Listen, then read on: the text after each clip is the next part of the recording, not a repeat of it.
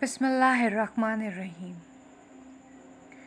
मेरे वालिदैन को ये हसरत थी कि अल्लाह ताला एक बेटा भी दे देता तो बुढ़ापे में कोई इनका दुख बांटने वाला होता। खुदा ने इनकी ये आरज़ू पूरी कर दी और उधेड़ उम्री में बेटा दे दिया, जिसका नाम इन्होंने रोशन चराग रखा। इनका ख्याल था अब इनका बुढ़ापा महफूज हो गया है, लेकिन सब कुछ उल्टा हो गया। चराग ने घर में उजाले की बजाय खूब अंधेरा कर दिया। मेरी माँ ने इस लाडले को बहुत प्यार दिया। अब्बा भी से कुछ न कहते। यूँ वो बचपन से ज़िद्दी हो गया। 12 साल की उम्र में स्कूल से निकल भागा। मोहल्ले के 2 आवारा लड़कों के हत्थे चढ़ गया, जो उम्र में इससे बड़े थे। इन्होंने इस भोले भाले बच्चे को ट्रैप कर लिया। अब्बा को फिक्र लाहिक हुई और वो बेटे पे सख्ती करने लगे, मगर माँ आड़े आ जाती और चराग को सख्त सुस ना कहने देती। वालिद समझाते तो झगड़ने लगती कि खुदा ने मन्नतों मुरादों से ये नेमत दी है और तुम बेटे के पीछे पड़ गए हो। नतीजा ये निकला कि माँ की आकबत ना अंदेशी से बच्चे का खाना खराब हो गया। चराग 17 बरस का था जब वालिद साहब की वफ़ात हो गई। इनकी वफ़ात को 2 माह भी ना हुए थे कि चराग को जेल हो गई। एक रात किसी जुए के अड्डे पर पुलिस का छापा पड़ा। मेरा भाई भी वहाँ मौजूद था। यूँ मेरा भाई भी हवालात चला गया। 3 दिन तक खबर ही ना हुई कि कहाँ है। अम्मा फ़िक्र में हलकान के जाने इस पे क्या बीत गई है, जो घर का रास्ता ही भूल गया। किसी ने दर खटकाया। ये मोहल्ले का एक शरीफ आदमी था, जो अब्बू मरहूम का दोस्त था। इसने बताया कि तुम्हारा लड़का हवालात में है, वो कुछ आवारा लड़कों के साथ पकड़ा गया है। अम्मा ने कलेजा थाम लिया और कहा, आप ही किसी तौर चराग को रिहा करने की कुछ तदबीर करो। बहन जी, ये काम मेरे बस का नहीं है। तुम साबिर साहब के पास जाओ, वो मोहल्ले के साहिब हसीयत आदमी है और तुम्हारे मरहूम शौहर का एहतराम भी करते थे। वो तुम्हारी मदद कर सकते हैं। ये कह के वो चले गए। अम्मा का सुकून तो हिल के रह गया। सर पे बुरका डाला, रोती धोती उसी दम साबिर साहब के घर दौड़ी। शोमई किस्मत वो किसी काम से लाहौर गए हुए थे। ये आंसू पोंछती घर आ गई। 3 रोज़ बाद साहब की बेगम ने मुलाजिम लड़के को भेज के कहलवाया कि आके बात कर लो। अम्मा फिर भागी गई। साहब ने बात सुनी, तसल्ली दी और थाने चले गए। पता चला कि FIR कट चुकी है। बहरहाल उन्होंने कोशिश की, लेकिन पुलिस ने मज़ीद तफ्तीश की तो और भी राज खुले। छोटी मोटी चोरियां भी इनके खाते में थीं। दीगर कई गलत सलत कामों में ये लोग मुलव्विस थे। साबिर साहब का असर रसूख काम न आया और मेरे भाई को जेल हो गई। अभी बाप की कब्र की मिट्टी गीली थी कि ये तूफ़ान आ गया। इसके बाद हालात ख़राब से ख़राब तर होते ही चले गए। घर में एक अब्बा ही कमाने वाले थे। मैंने अफ़े कर लिया था। अम्मी ने साबिर साहब की बीवी से कहा, बेटा तो जेल चला गया है, सनोबर की कहीं नौकरी लगवा दें, हमारा चूल्हा जलता रहेगा। उन बेचारी ने शौहर की समाजत की और उन्होंने अपने एक दोस्त शराफत साहब के नाम सिफारिशी रुक्का लिख कर दिया कि बच्ची से को इनके पास चली जाए। ये मेरे दोस्त हैं, उम्मीद है कि मेरी बात नहीं टालेंगे। अम्मा ने रुक्का ला के मुझे दिया और अगले दिन सुबह उठकर 8 बजे बुरका ओढ़कर असनाद बैग में रख के घर से निकल पड़ी। 9 बजे तक इनके ऑफिस पहुंच गई। ये वालिद की वफ़ात के बाद मेरा घर से बाहर पहला कदम था। ऑफिस बहुत शानदार था। सिफारिशी ख़त मैंने चेहरा इसके हाथ अशरफ साहब को भिजवा दिया। चंद मिनट बाद चपरासी ने आकर बताया, साहब आपको बुला रहे हैं। धड़कते दिल के साथ इनके कमरे में पहुंची। उन्होंने एक नज़र मुझ पे डाली और कहा, बैठ जाइए। इनके सामने पड़ी कुर्सी पे मैं सहमी सहमी सी बैठ गई। उन्होंने मेरी असनाद पर सरसरी निगाह डाली और फिर किसी साहब को बुलाया। वो भी 2 मिनट में हाजिर हो गए। कहा, इनके लिए लेटर टाइप कर दो और कमरा बता दो। फिर मुझसे मुखातिब हुए, तुमको हमीद साहब काम समझा देंगे, चाहो तो आज से ज्वाइन कर लो। यकीन ही न आ रहा था कि इतनी जल्द मुलाजमत मिल जाएगी। अपनी खुशकिस्मती पे हैरान थी। हमीद साहब ने मुझे कमरा दिखाया और कहा, फ़िलहाल आपका काम फ़ाइलों को दुरुस्त करके रखना है। मैंने काम समझाया, चाहो तो आज 2 बजे जा सकती हो, लेकिन कल 4 बजे तक ड्यूटी देनी होगी। जी सर, मैंने 2 अल्फाज कहे और कुर्सी पर बैठ गई। ज़रा देर बाद पियन मेरे लिए चाय लेकर आ गया और कहने लगा, मेरा नाम ज़मान खान है, میں یہاں 5 سال سے ہوں۔ صاحب بہت اچھے اور مہربان آدمی ہیں، لیکن لاپرواہی پسند نہیں کرتے۔ کچھ دیر بعد حمید صاحب میرے کمرے میں آئے۔ ان کے ہاتھ میں تقرر نامہ تھا۔ میرے حوالے کیا اور بولے، پڑھ کر 2 بجے تک بھجوا دے۔ سرسری نظر لیٹر پہ ڈالی۔ تنخواہ توقع سے بڑھ کر تھی۔ میں نے اسی وقت سائن کر دیے۔ بہت خوش گھر آئی۔ امی کو فکر مند بتایا، بولی صبح کی گئی ہو، دوپہر کو آ رہی ہو، اتنی دیر کیوں کر دی؟ امی مجھے ملازمت مل گئی ہے، شکر ہے خدا کا، بھٹکنا نہیں پڑا۔ وہ پورے جذبات سے میں نے ان کے گلے میں باہیں ڈال دیں۔ وہ خوش تھیں، مگر میں نے محسوس کیا کہ ان کی اس خوشی میں بھی ایک عجیب سی اداسی گھلی ہوئی تھی۔ شاید انہیں اپنا بیٹا یاد آ رہا تھا۔ گھر میں ہم صرف خواتین تھیں۔ لے دے کر ایک صابر صاحب تھے جو ماہ 2 ماہ بعد چراغ سے ملاقات کے لیے کبھی اپنے ڈرائیور یا کسی اہلکار کو بھیج دیا کرتے تھے۔ خود وہ بہت کم جاتے، البتہ جیلر سے فون پہ چراغ کے بارے میں رابطے میں رہتے تھے۔ جب میں نے ڈیوٹی جوائن کر لی، کمپنی کے مالک کی عنایتیں دیکھ کے حیران ہو گئی۔ سوچتی تھی کیا مالک اس قدر مہربان اور اچھے ہو سکتے ہیں۔ ایک روز وہ آفس معائنے پر آئے۔ میں کام میں گم تھی۔ 2 منٹ کمرے میں ٹھہرے اور چلے گئے۔ ان کے ساتھ حمید صاحب بھی تھے۔ واپس جانے کے بعد انہوں نے مجھے بلوایا۔ میں سمجھی مجھ سے کچھ غلطی ہو گئی ہے۔ ڈرتے ڈرتے ان کے سامنے پیش ہو گئی۔ تنہا بیٹھے تھے۔ پوچھا، مس صنوبر کام مشکل تو نہیں ہے؟ جی نہیں سر، کام آسان ہے، کہنے لگی۔ دراصل میرا اچھا دوست ہے اور میں نے ان کی سفارش پہ تمہیں رکھا ہے، اس لیے چاہتا ہوں تمہیں کوئی پریشانی نہ ہو۔ فی الحال یہ کام دیا ہے، بعد میں کوئی دوسرا کام دے دوں گا تاکہ تمہاری تنخواہ میں اضافہ ہو جائے۔ مجھے لگا وہ تسلی دے رہے ہیں اور میرا حوصلہ بڑھا رہے ہیں۔ میں ان کی باتوں کو شفقت سے میں نے محسوس کیا۔ کچھ دن بعد انہوں نے پھر مجھے بلایا۔ کہنے لگے، مس صنوبر، میں نے آپ کے لیے زیادہ بہتر پوسٹ نکال لی ہے۔ اپنے کمرے سے ملحقہ حصے کی جانب اشارہ کیا۔ آج سے آپ یہاں بیٹھیں گی اور حمید صاحب آپ کو کام سکھا دیں گے۔ آپ میری پرسنل سیکرٹری کے فرائض انجام دیں گی۔ مجھے ان کی یہ عنایت پسند نہ آئی۔ سوچا، یہاں ہر وقت ان کی نظروں کے سامنے رہوں گی۔ بے شک درمیان میں شیشے لگے تھے، لیکن اس طرح وہ جب چاہتے مجھے دیکھ سکتے تھے۔ میں نے خود کو بہت بے آرام محسوس کیا، مگر دل کی کیفیت کو ظاہر نہ ہونے دیا۔ ہر حال میں نوکری کرنی تھی۔ 3 ہفتے تک سوائے 2-4 خطوط نقل کرنے کے بعد کوئی کام نہ لیا گیا۔ حمید صاحب مجھے کاروباری خط و کتابت سکھانے لگے۔ ایک روز اشرف صاحب اپنا نیا پروجیکٹ دکھانے کے بہانے اپنے گھر لے گئے۔ مس صنوبر، آپ چند منٹ بیٹھیے، مجھے ایک ضروری فائل لینی تھی تو یہاں آنا پڑا۔ بس ابھی چلتے ہیں، تب تک چائے کا ایک کپ انجوائے کر لیں۔ تھوڑی دیر بعد وہ ہاتھ میں ایک فائل تھامے آ گئے اور بلا تکلف میرے پاس صوفے پہ بیٹھ گئے۔ آپ نے دیکھ لیا میرا گھر کتنا سونا سونا اور خالی ہے؟ کیا آپ کی بیگم اور بچے کہیں گئے ہوئے ہیں؟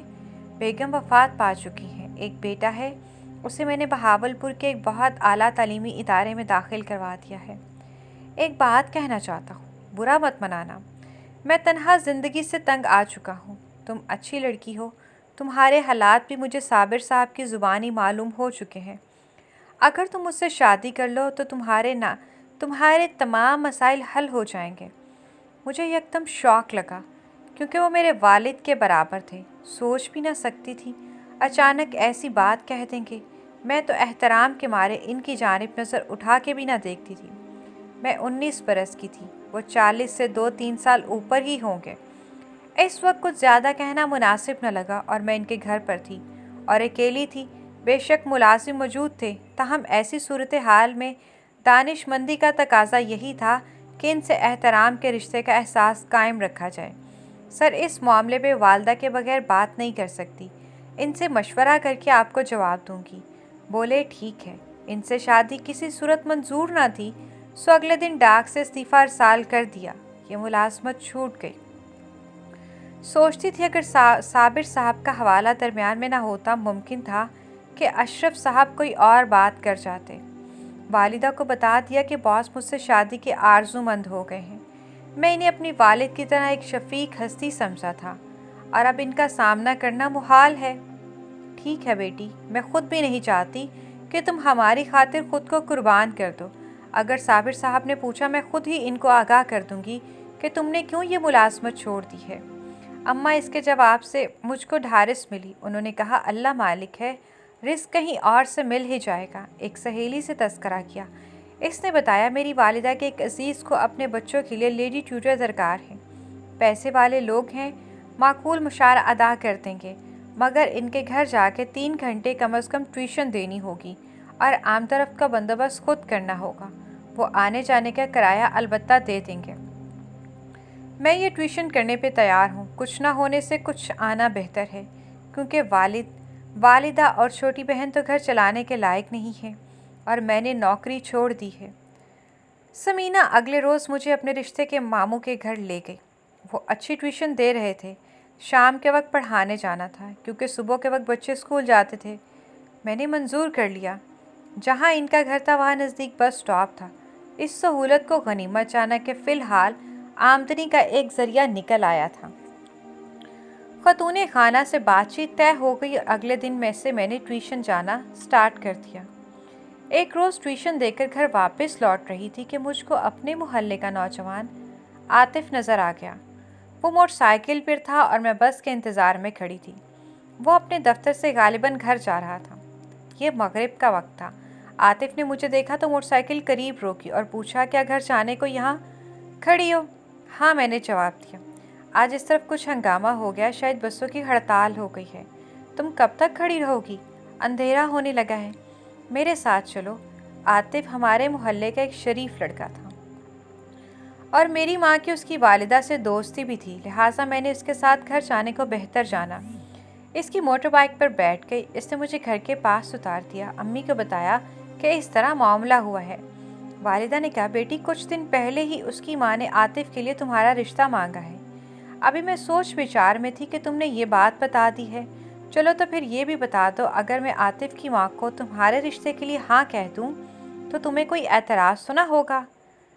مجھے عاطف اچھا لگا تھا، لہٰذا ماں سے کہا نہیں ماں، مجھ کو آپ کے کسی پسند پہ اعتراض نہیں ہوگا۔ آپ جو مناسب سمجھتی ہیں فیصلہ کر لیں، لیکن یہ سوچ لیں جب تک چراغ بھائی کی رہائی جیل سے نہیں ہو جاتی میں اس کے گھر سے کسی اور گھر نہیں جا سکتی۔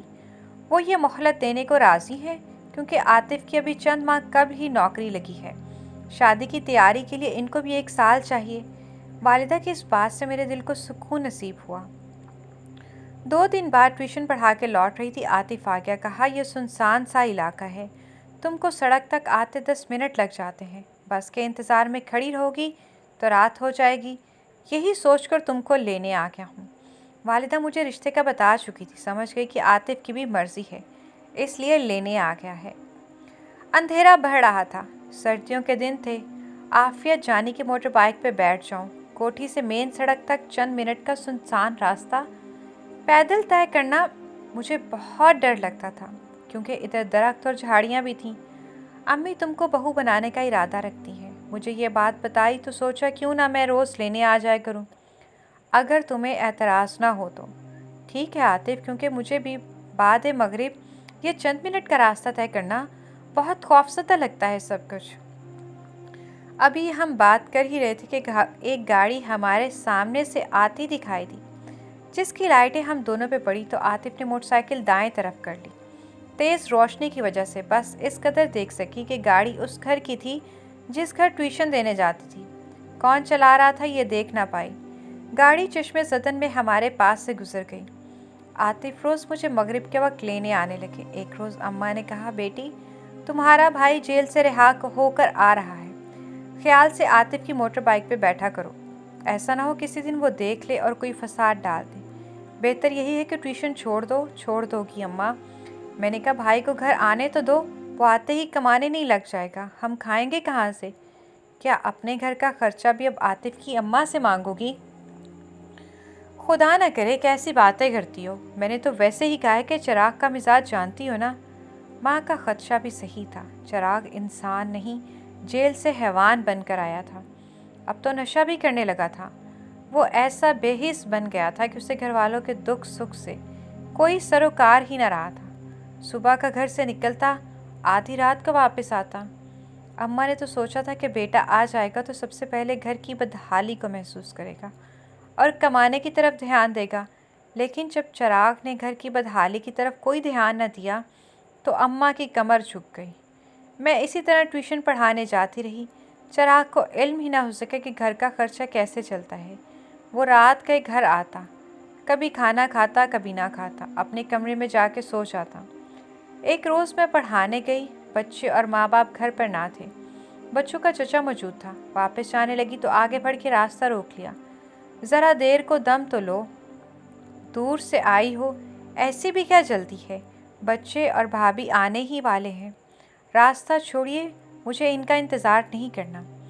बड़ी शरीफ बनती हो, ये तो बताओ उस रोज़ सड़क किनारे अंधेरे में तुम किसके साथ मोटर बाइक पे थी? इस बात से आपको क्या सरोकार?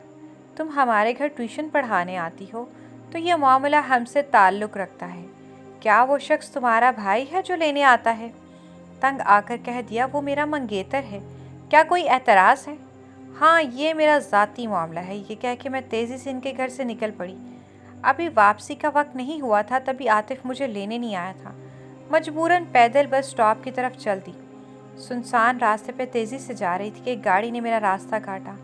मुझे अपने कदमों की रफ्तार को थामना पड़ गया। गाड़ी रुक गई और दो नौजवान उतरकर मेरी तरफ आए, जबकि एक कार में बैठा रहा। हमसे लिफ्ट ले लो, पैदल क्यों जा रही हो? इन्होंने कहा। मैं एरो गैरो से लिफ्ट नहीं लेती। बहुत खूब, हम एरे गहरे हैं। अरे हमको ही अपना समझो। समझ गई, ये बदमाश मुझको अकेली देख के तंग कर रहे थे। कुछ खौफज़दा भी हुई। या अल्लाह मदद करना, ये सोच ही रही थी, एक मोटरसाइकिल करीब आके रुकी। ये आतिफ था। जान में जान आ गई। दौड़कर बाइक पे बैठ गई। खुदा का शुक्र तुम आ गए आतिफ। ये लोग मुझको अकेली देख के तंग कर रहे थे। जो ही इसने बाइक स्टार्ट की, गाड़ी से एक और शख्स भी निकल आया। दौड़कर वो सामने आ गया। आतिफ ने बमुश्किल बाइक को कंट्रोल किया, वरना शायद हम दोनों गिर ही जाते। इस आदमी ने रोक लिया और आतिफ से मुखातिब हुआ। और ये क्या तेरी बहन है? क्या सरेराह इसको उचक लिया है?